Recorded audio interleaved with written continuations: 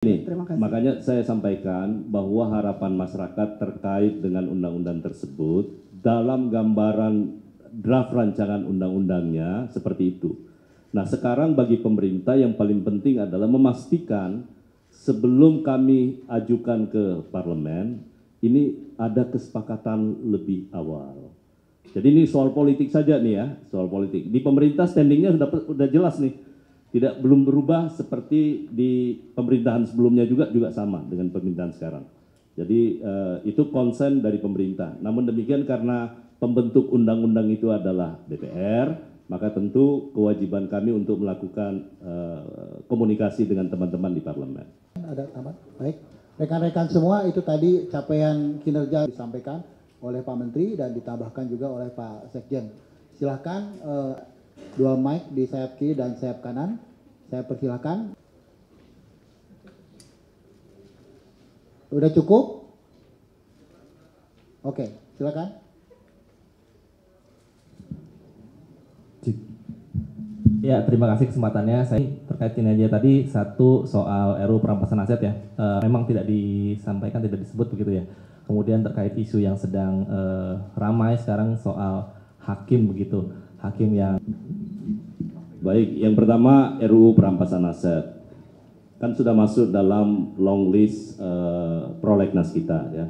Nah, kita lagi seperti yang saya sampaikan bahwa pasti itu akan menjadi atensi pemerintah. Dalam hal ini Presiden juga pasti menjadi atensi beliau, dan ini lagi dibahas di antara kementerian dan lembaga, kemudian nanti pada waktunya itu pasti akan diajukan. Berikutnya terkait dengan kasus hakim, bukan saya tidak mau komentari, tapi kan bukan tusinya Kementerian Hukum ya, apalagi dalam proses di pengadilan, sementara proses di penyidikan sekarang, sebaiknya ditanyakan kepada Kejaksaan Agung ya, dengan Mahkamah Agung. Jadi bukan tusi Kementerian Hukum untuk menjawab terkait hal tersebut. Silakan. terima kasih Pak. Silakan rekan-rekan. Ada lagi? Ya. Nama media dan nama. Izin, saya Jonathan dari Kumparan. Kalau undang-undang ASN saya belum dapat, kan baru selesai kemarin revisi tentang undang-undang ASN ya, baru selesai. Kalaupun ada mungkin perbincangan di DPR, tapi yang pasti belum masuk dalam program legislasi nasional ya. Kemudian kalau menyangkut soal ekstradisi, saat ini Direktur OPHI di Direktorat Jenderal Administrasi Hukum Umum itu sementara ada dokumen yang lagi diminta oleh otoritas Singapura, dan insya Allah dalam sebelum 30 April ini dokumen tersebut akan segera dikirim. OPHI dalam hal ini itu tetap setiap saat berkomunikasi dengan Komisi Pemberantasan Korupsi untuk sesegera mungkin ya, mudah-mudahan setelah 30 April dokumen yang diminta, dokumennya seperti apa nanti teman-teman boleh tanyakan ke penyidik ya di KPK nanti. Saya rasa itu, terima kasih. Terima kasih Pak Menteri. Ada lagi rekan-rekan? Silakan. Ibu. Ya, selamat siang, terima kasih Pak. Saya Natalia dari JSCNN Group. Mengenai saya follow up tentang RUU perampasan aset. Mungkin bisa dijelaskan wacana yang ada seperti apa, yang sudah mengungkap, mungkin draftnya sudah sampai di mana. Apakah usulan dan ide-ide untuk pemiskinan koruptor akan dimasukkan, dan bila ada mungkin gambaran sampai sejauh ini seperti apa? Itu yang pertama. Yang kedua terkait dengan KI. Nah, tadi menarik sekali dan patut diapresiasi adalah target yang sudah luar biasa, 100% capaian baik untuk merek maupun juga hak cipta.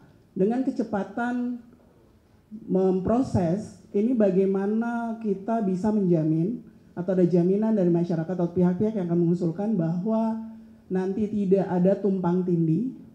Lalu bila ada proses-proses hukum yang mengikuti, ini akan masyarakat seperti apa bila ada tumpang tindih di kemudian hari. Terima kasih. Baik, kalau materi Undang-Undang Perampasan Aset dari sisi pemerintah itu kan dulu sudah pernah diajukan. Jadi teman-teman boleh mengakses itu. Saya yakin pasti ada ya. Jadi menyangkut soal pertanyaan substansi tadi. Karena RUU-nya sudah pernah diserahkan ke DPR kan. Nah, cuman kan seperti yang selalu saya sampaikan kemarin bahwa ini menyangkut soal politik ya. Ini perlu komunikasi yang sungguh-sungguh dengan seluruh kekuatan politik, dalam hal ini partai-partai politik untuk dilakukan, terutama dari pihak pemerintah akan melakukan itu. Dan pada waktunya seperti harapan seluruh masyarakat Indonesia dan juga teman-teman pers, saya yakin ini akan segera mungkin kita ajukan dalam revisi prolegnas yang akan datang. Apakah yang tadi saya tanyakan tentang pemiskinan yang ini kan menguat memang di masyarakat. Apakah ide ini juga cukup menguat di dalam draft yang ada saat ini atau nanti akan dikembangkan? Ya, itu seperti yang saya sampaikan, draft yang lalu pun juga sudah memuat itu. Ya. Berarti kan follow up pertanyaannya dalam memiskinkannya sampai tahap seperti apa atau gambaran Pak, ide besarnya jadi gini, saja. Terima kasih. makanya saya sampaikan bahwa harapan masyarakat terkait dengan undang-undang tersebut dalam gambaran draft rancangan undang-undangnya seperti itu. Nah, sekarang bagi pemerintah yang paling penting adalah memastikan sebelum kami ajukan ke parlemen, ini ada kesepakatan lebih awal. Jadi ini soal politik saja nih ya, soal politik. Di pemerintah standingnya sudah jelas nih, belum berubah seperti di pemerintahan sebelumnya juga sama dengan pemerintahan sekarang. Jadi itu konsen dari pemerintah. Namun demikian karena pembentuk undang-undang itu adalah DPR, maka tentu kewajiban kami untuk melakukan komunikasi dengan teman-teman di parlemen. Kemudian untuk kekayaan intelektual tadi, saya rasa dengan siapapun yang pendaftar pertama, saya rasa sudah tidak ada masalah ya dengan sistem yang ada sekarang. Jadi kecepatan layanan itu menjadi sesuatu yang sangat penting dan juga memberi kepastian. Jangan lupa kita ingin memberi panutan sekaligus juga karena kita ingin masuk dalam OECD. Jadi kepastian hukum baik di layanan administrasi hukum umum maupun juga di kekayaan intelektual itu menjadi salah satu penilaian. Sehingga karena itu dengan memberi kepastian hukum dan pelayanan yang cepat, saya rasa ini akan membantu menaikkan rating Indonesia terutama di investasi di yang lain-lain. Baik, 2 pertanyaan lagi silakan. Mas Dari. Rio dari Antara. Ya, mau nanya soal update RUU TNI, kan di Kemenkum juga ada Dirjen Perundang-undangan ya, itu update-nya seperti apa? Kapan diundangkan atau mungkin tahapannya lagi apa sekarang? Terima kasih. Baik, sejak revisi undang-undang tentang peraturan perundang-undangan yang terakhir ya, untuk pengundangan undang-undang itu kan sudah bukan di Kementerian Hukum, pengundangannya ada di Kementerian Sekretariat Negara.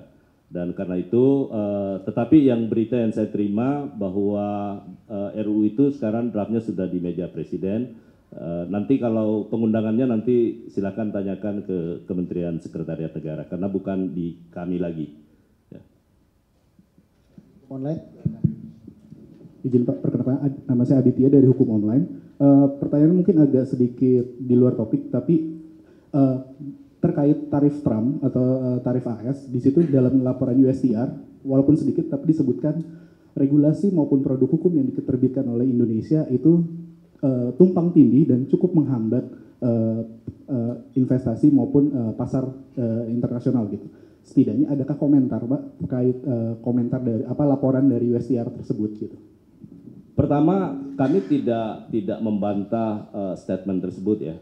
Karena itulah dari awal sejak saya menjabat sebagai Menteri Hukum, saya sudah meminta kepada Direktorat Jenderal Perundang-undangan, Pak Dirjen PP, untuk melakukan inventarisasi semua produk perundang-undangan yang tumpang tindih dan yang menghambat investasi. Juga yang menghambat program capaian yang ingin dicapai oleh Bapak Presiden di Ascacita beliau. Termasuk diantaranya adalah menyangkut soal swasembada pangan, energi, maupun yang lain-lain.